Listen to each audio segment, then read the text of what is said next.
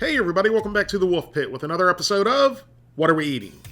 Most of you, the people, may or may not know the delicious, easy to make, comforting casserole dish made with ground beef that most of us Americans call shepherd's pie is not really shepherd's pie. It's a cottage pie. Shepherd's pie is made with ground lamb or ground mutton. Cottage pie is made with ground beef.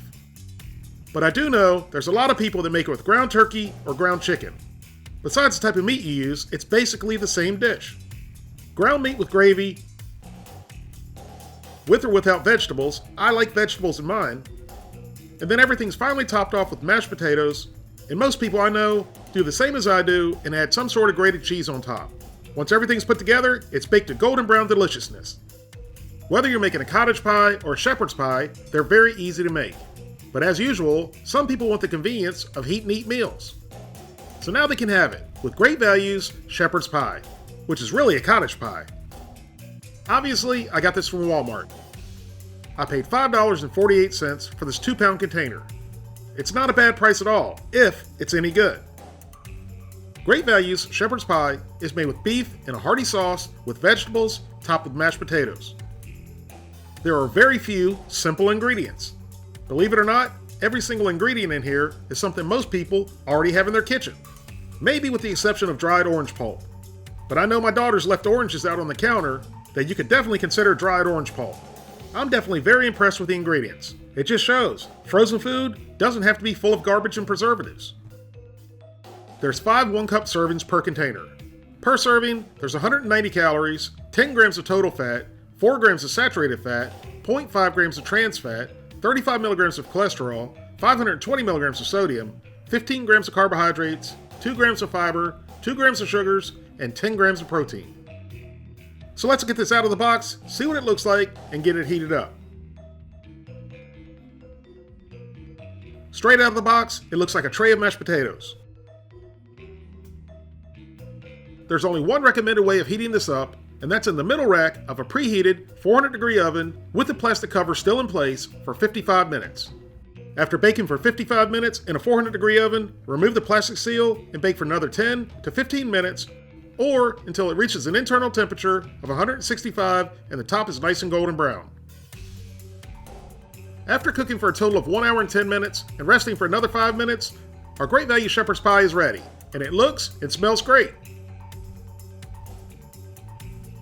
Let's cut into the pie, scoop out a good-sized serving, and see if it's any good or not.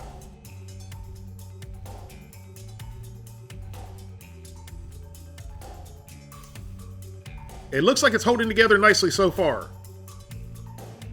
It's not supposed to come out perfect, but I saw some pictures online that look like soup. So far, so good. There's a little ground beef, corn, and peas hiding down there. The gravy looked pretty good.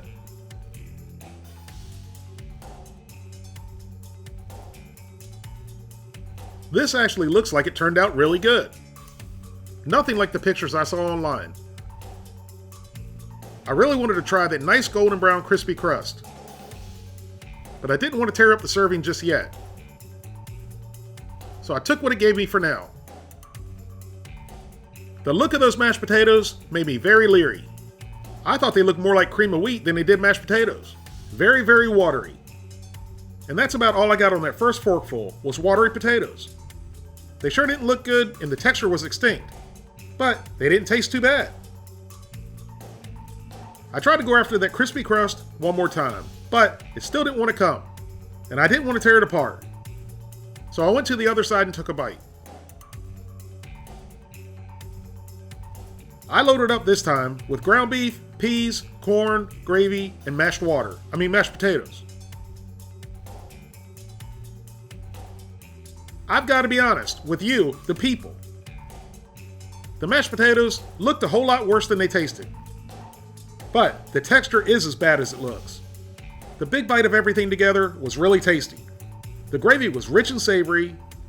The meat was all meat and nothing but meat, no fillers. And the vegetables were also good. Now it was time to get some of that crispy part of the mashed potatoes, whether I tore it up or not. And I was hoping it tasted as good as it looked, because it looked really good.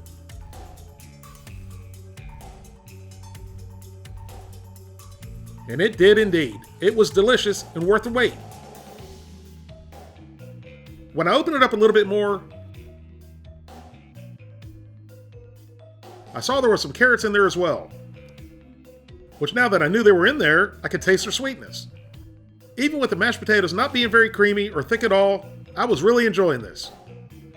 And it looked pretty good, didn't it?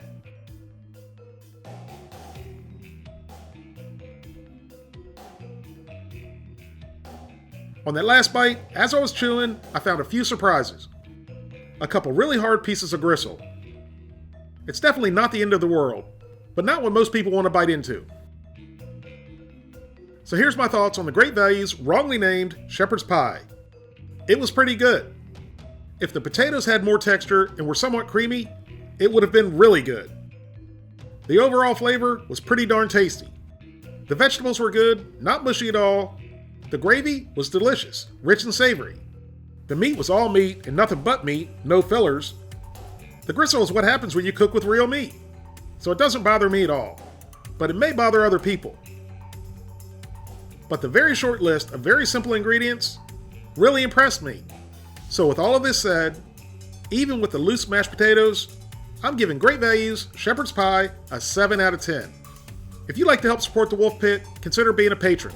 You can pledge as little as $1 a month. That's only $12 for the whole year. Or you can pledge more. That's up to you. Either way, every little bit's appreciated and helps me produce more high-quality videos more often for you, the people. Thank you all very much for watching. Please don't forget to like this video and subscribe, and I'll see you soon.